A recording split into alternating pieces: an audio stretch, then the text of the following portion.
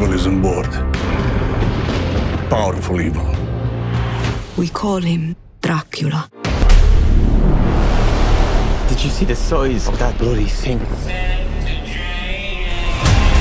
I'm gonna kill the cursed thing. He is on this ship, which means that we will never leave it. The devil is real. May God have mercy on us all.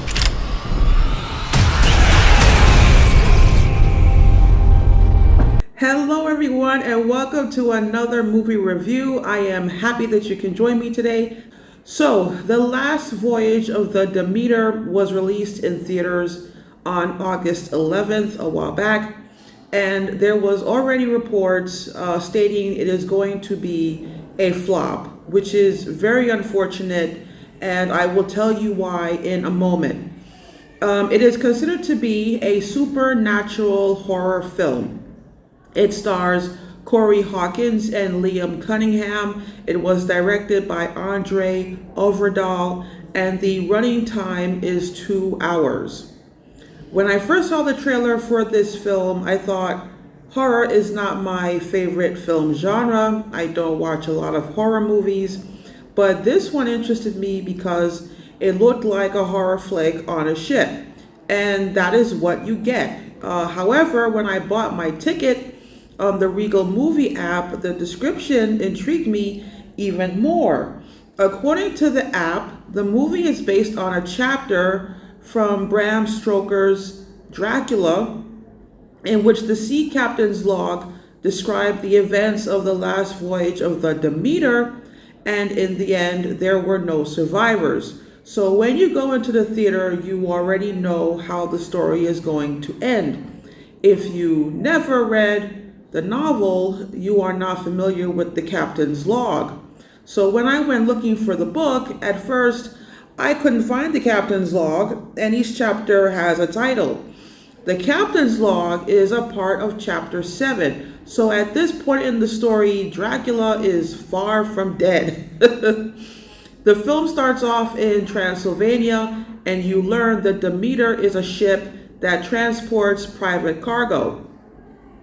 Therefore, it only requires a crew of less than a dozen seamen. The sea captain, played by Liam Cunningham, brings his grandson Tori along, and they set sail for London. But before they leave port, a couple of seamen quit the job because they see a wooden cargo box with the dragon symbol on it, and they take it as a bad sign.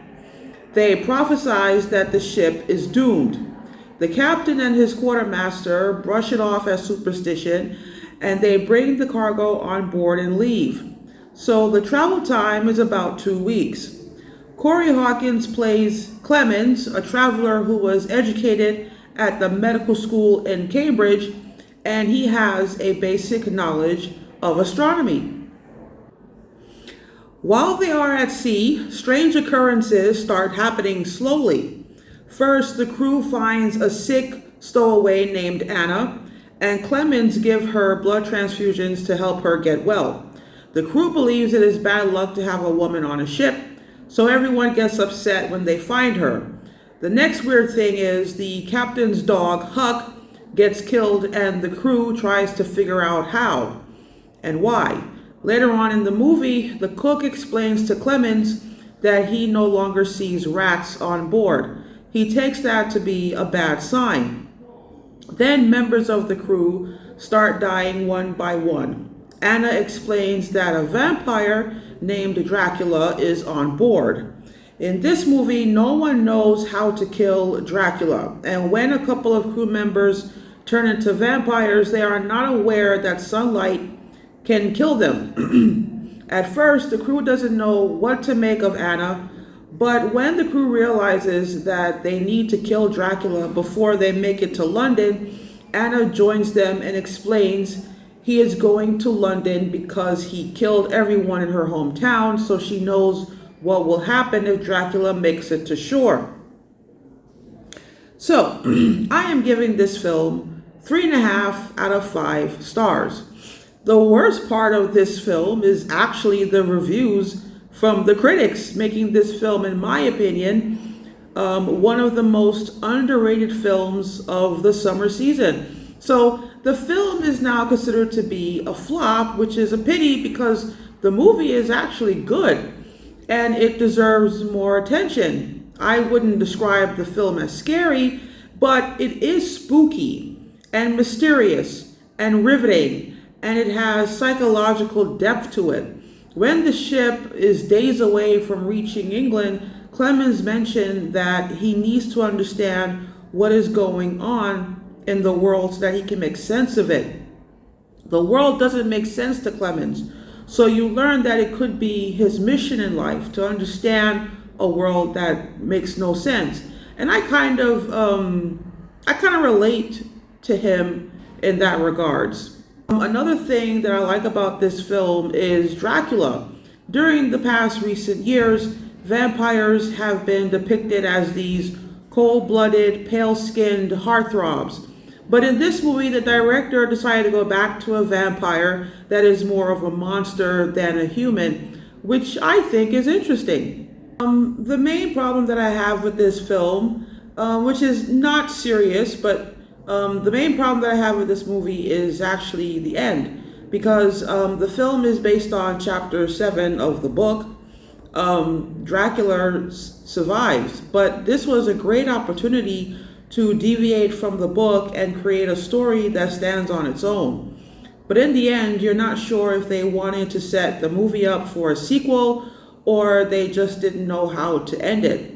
I didn't know what to make of the end, but overall, I really enjoyed the film, and it had me sitting at the edge of my seat. Oftentimes, a lot of new movies that come out tend to put me to sleep. So for a movie to actually keep me awake and keep me engaged, that is a big plus for me. So I highly recommend that you see The Last Voyage of the Demeter. It is a good film, and I would highly recommend that you kind of disregard the critics for once this time. Even though I'm a critic, but this is a good film. So that is all for today. I will see you next time with another movie review. But before I go, I want to give you guys some good news. This Sunday, August 27th, is National Cinema Day. Woohoo! You will be able to see any movie in any format at any theater for $4. $4, people. $4. This is the second year movie fans are getting a break from expensive movie tickets. Take a look at some of the movies showing in theaters on August 27th. OMG. They are bringing back Lady Bird, American Graffiti, and Jurassic Park. So if you haven't watched The Last Voyage of the Demeter yet, and it's still showing at a theater near you, you can go this Sunday. Have fun at the movies.